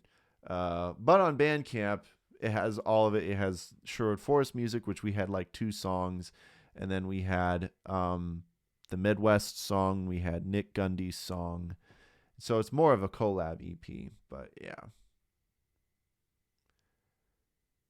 Monotone Christmas? Agent Serenity, how do you know about that? Wait, are we thinking about the same thing? Monotone Christmas. Where? That's a name I haven't heard in years. Monotone Christmas. Man, do people just get recommended like all the things that I'm involved in, if we're thinking about the same thing. A very monotone Christmas by the Droners. Yeah. Agent Serenity, do I actually know you? Are you someone that I actually know in real life? So Monotone Christmas was a thing that some people I knew, including one of the band members of Sherwood Forest, one of the former band members of Sherwood Forest. It was a thing that they did where they just took like Christmas songs, and it was a joke, but they would cover it so that it was just all one note. The instruments would just be one note, and the singing was just singing in one note, in one monotone. It was just a joke, but it was, it was fun. And I think it was something that they did. I wasn't really a part of it, but I was involved in like one song. I don't even remember what I did. I might have sung on it. But yeah, that was a thing. There was like, how many are there? Four albums. So Agent Serenity, I'm starting to suspect that you're someone that I know in real life. How do you know about Monotone Christmas? Was it just like recommended to you?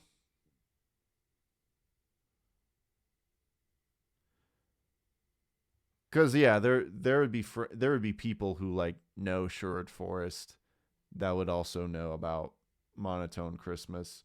I haven't thought about that in ages though.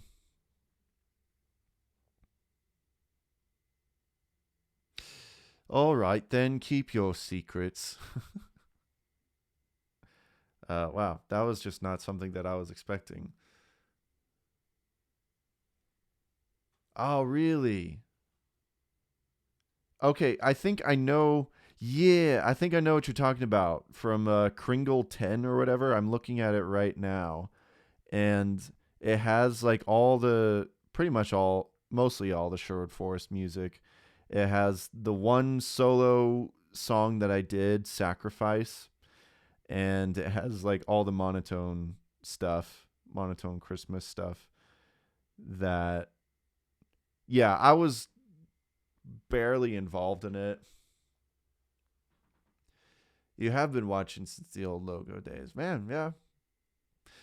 I just didn't realize how much of a rabbit hole there was, That's crazy, man. Yeah, something that I was barely involved in, but, I guess it is a part of my history. I'm not even really friends with those people anymore. I haven't spoken to them in a long time. But, we don't really we don't really need to go into that, but yeah, interesting. I got like, when you mentioned that Agent Serenity, I got like really suspicious. I was like, wait a minute, is this like, this whole time Agent Serenity has been one of those friends that's just been like pretending to be a fan or whatever this whole time? That was weird. That was okay. But yeah, it's really just nonsense. That's all really Monotone Christmas was. Yeah. Anyways, thanks for bringing that back. Anyways, I know we're up to 2 hours now, but we'll just quickly go through some my humble opinion stuff. And just 1 second, as soon as I take some water. Man, the internet is crazy, isn't it, huh? It's like I'm not that big of a creator, but it's just interesting that anyone can just like do a little bit of research and just find a bunch of stuff. I should think of like a little project for you guys, something else that you might want to. Oh yeah, no worries. Not really scared. Yeah, we're friends. Yeah, for sure. I'm trying to think if there's anything else out there. I can't really think right now.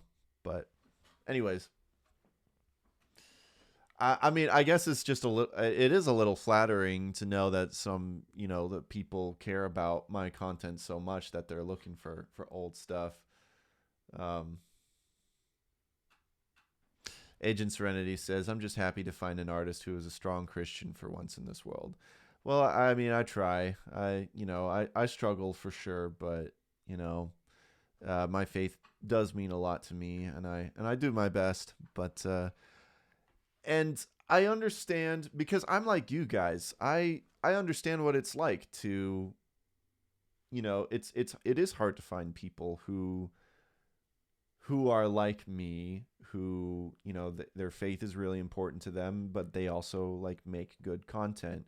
I mean, I'm not saying that I make good content. I'm saying I'm trying to kind of be that person for someone, because I understand how alienating these times can be. And so that's what I try to be. Yeah, speaking as an animator, this channel is a blessing. Connoisseur of many coats, you're an animator? Do you have any stuff online? You're going to have to send me some stuff. If you do, you should DM me on Twitch or whatever. That's cool. I'm really into animation, so. But thanks. I'm glad you guys are enjoying this stuff. Anyways, let's get going. I don't want to keep you guys too much longer, and I do have things to do today. But this has been a lot of fun. I just have some recommendations and just some reviews to get through for my humble opinion. And because last time I wasn't able to do it because I just wasn't ready. So I want to get through it today. So firstly, we have some new music from Wilder Woods. And if you guys aren't familiar with Wilder Woods, it's the new solo side project from Bear Reinhardt from Need to Breathe. And so if you guys are fans of Need to Breathe, I think you'll like Wilder Woods. I actually really like it. He has this new album called Fever/Sky or whatever. And it's really good stuff. I've been a little bit 50-50 on Need to Breathe. They have some music that I really enjoy, and then they have some music that I don't really care as much about. I think their last album was very much 50-50 for me, where half of the tracks I really liked and the other half I wasn't really too hot about. But I've been really enjoying this new solo album from Bear. First of all, I just love that his name is Bear. I love that. I want to name my child Bear. But yeah, Fever/Sky is really good. It's a collection of really fun songs. It's got this really fun alternative vibe to it, kind of rock and roll-ish and folky kind of sounds, and it's just it's a good time. And I've been jamming it a lot. A lot of the songs are just really really catchy, and yeah, it's a pretty strong album. Not much more I can say. I'm still kind of just listening to it, but I like the lo-fi kind of production to it. It's got this really good soulful influence on it. And yeah, it's just really strong stuff. I highly recommend Fever/Sky by Wilder Woods.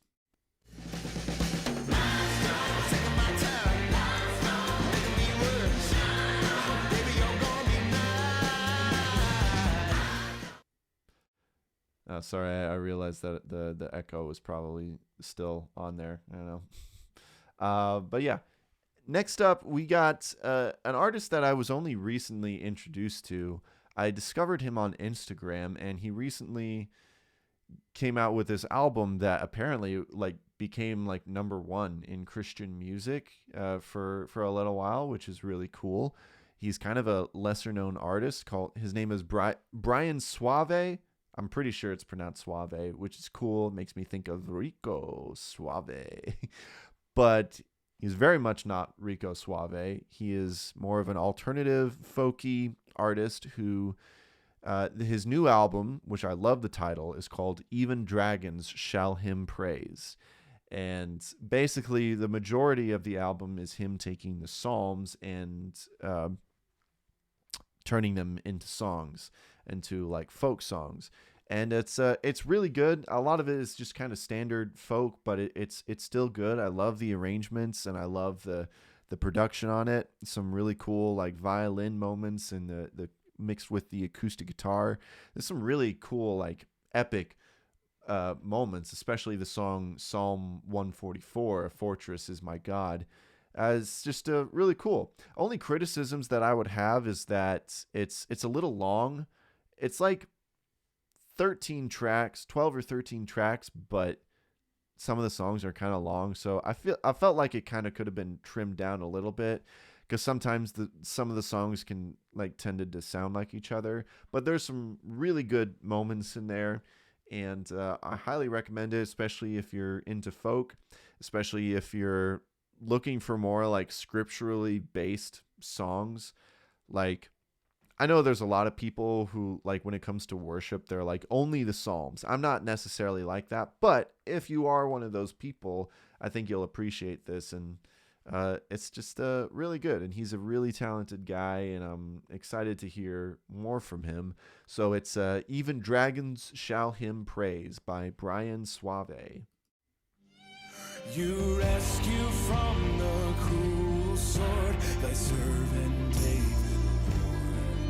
And me from All right, so next up we got something that is a favorite of mine, is a band called 68. They are heavy rockers, and it's the latest it's the latest brainchild from Josh Scogan, who is formerly from The Chariot, who's formerly from, he was the first original vocalist for the band Norma Jean, and I've talked about him before, but like I'm a big huge fan of The Chariot, and I'm a big fan of 68. They have a new single out, and I think it's teasing an upcoming album. I hope so. The song is called The Captain's Sat. It's like, the Captain's Sat. And it's an all right single. I thought it was kind of standard fare 68. It doesn't really stick out as much as like their first couple albums, which I really love. But it's not bad, and I'm hoping that the rest of the album will be have a little bit more originality to it, because it's 68 has never really had a bad song, but this is just kind of a standard good 68 song. So I do recommend it, especially for 68 fans, especially for the Chariot fans, anything that Josh Scogan has done. The Captain's Sat is pretty good. now repeat after me. Yeah, what's in the ghost? Lord is playing it safe when it follows the crowds and they're coming. Yeah, they definitely are. They're an acquired taste for sure, but I personally love them, so maybe you guys will love them too. And I forgot to get into, I do like the lyrics for this song. It's very much about like how being creative, and not to go with the flow, and if you're just trying to follow a trend or chase numbers, then it's not going to be good, so, which I like that. I know Josh Scogan has always been a representative for, being creative and being true to yourself with your art. So anyways, and last but not least, we have a new single from Telephone Friends, which I've talked about before. Telephone Friends is the new supergroup involving John Van Dusen and Tyson Matzenbacher, both guys which I'm really big fans of. So I love the fact that they made a band together with a bunch of other guys. And Telephone Friends so far has been like a very fun, it seems to be like a very fun outlet for them, because all their songs seem to be kind of like jokes, I mean, they're not like Weird Al levels of comedy songs, but like all of their songs are really just not meant to be taken seriously, but they still are like fun listens. And their latest single before their upcoming album is called CDC Girlfriend, Song for Lauren. And it's basically a song meant to, it's basically a love song for this girl that who works with the CDC, who is on the phone. And it gives me like MySpace girl vibes from the Afters, sort of. It's really fun. It's the fact that it's called that in parentheses it's called Song for Lauren makes me kind of wonder if it's like based on true events, which would be really fun. But it's a really fun, catchy song, and it's got some like kind of 80 vibes to it, but still like very much indie rock. I'm really enjoying Telephone Friends' singles so far. I'm really excited for the upcoming album. So check out all the singles that they've released so far, but especially check out CDC Girlfriend by Telephone Friends. CDC Girlfriend, stay on the line. All right, and that's all we got for my humble opinion. That's all the humble opinions that I have. So yeah, all right. So that was fun. I think that's gonna do it for now. Thank you guys so much for hanging out. Agent Serenity says solid selections. Will check out.